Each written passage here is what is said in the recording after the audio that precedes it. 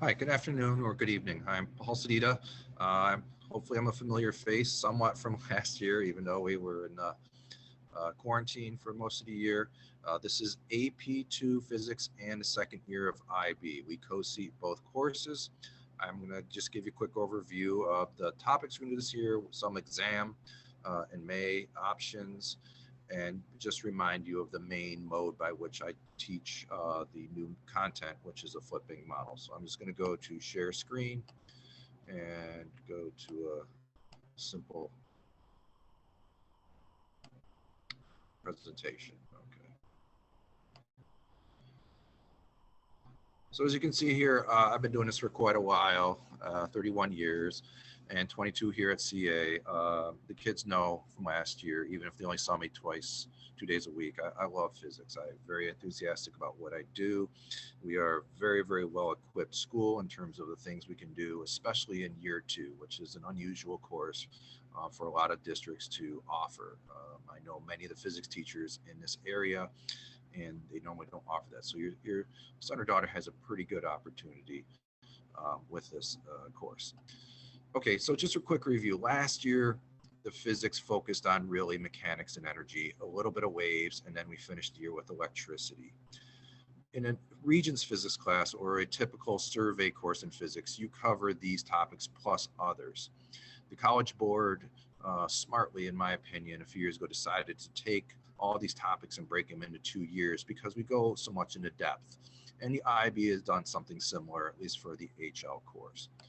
For this year, we are going to continue with electricity, but now we're going to introduce magnetism. Then we're going to go into waves and optics in a bit, a lot of modern physics, which is atomic, nuclear, particle physics, even some quantum mechanics. Then, as we round out towards the end of winter, early spring, fluids and thermal physics. And then we finish the curriculum in late April with energy projection and climate change, which is an IB topic. So what I want you to notice is that there's a lot more topics this year than last year. We're going to move at a more brisk pace because we have a really good foundation from last year with mechanics and electricity. Okay, now, two major things for this year. If your son or daughter is in the diploma program, and I believe I have 5 students, they have to do an internal assessment this year, which is a 6 to 10 page original experiment based on topics learned last year or will be learned this year. It doesn't have to be anything complicated. There is a format there to follow, and they have the information on that.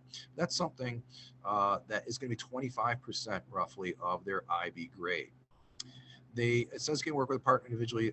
That's not true. This is an individual only, and they can do their experiment here in class. They can use any equipment that I may have, or they may do it at home, whatever works for them.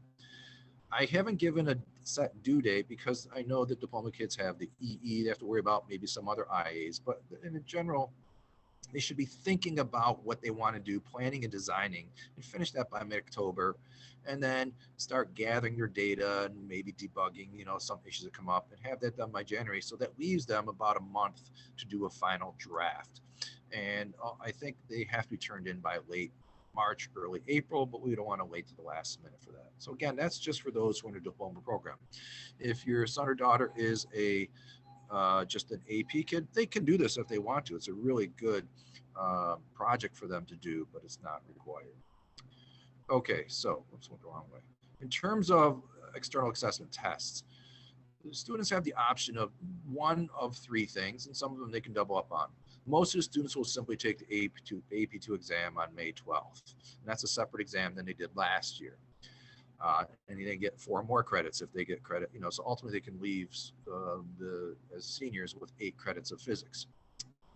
The diploma kids will take the IB-HL exam, which is a week earlier. They can also take the AP2 exam if they think that is worth it and potentially credit. And then lastly, any of the students can challenge. The College Board offers a calculus-based APC exam.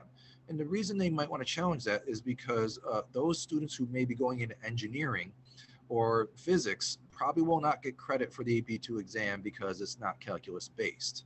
It'll give them a very, very, very good foundation, but not necessarily the credits. If the credits are important, then they can take the C exam, and they will be very well prepared for that because the topics that we for the C exam, there's two topics and therefore two tests. There's mechanics and there's electricity. The mechanics we covered all last year, and with this year we'll reinforce, and they'll also have the calculus background. So that's an option. The students who have challenged it in the past have generally got 4s and 5s on that exam.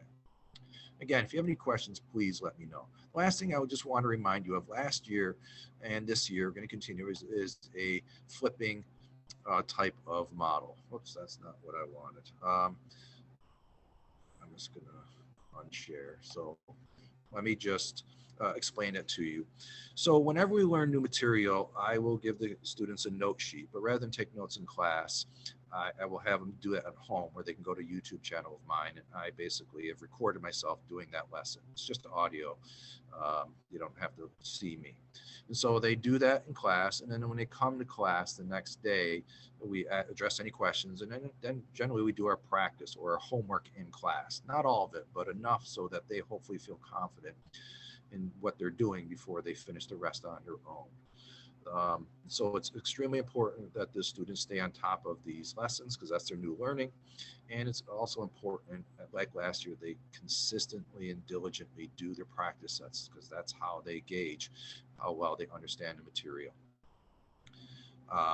So work ethic shouldn't be an issue. I told them the first day, my biggest concern is not your ability. It's not the math. The math is no different than last year.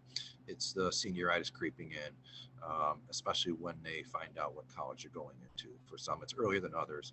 But I anticipate this to be a really good year. We're off to a great start already, and it's really nice to see the students in person. If you ever have any questions, don't hesitate to contact me, especially through email, and I'm pretty good about getting back at it within the same day.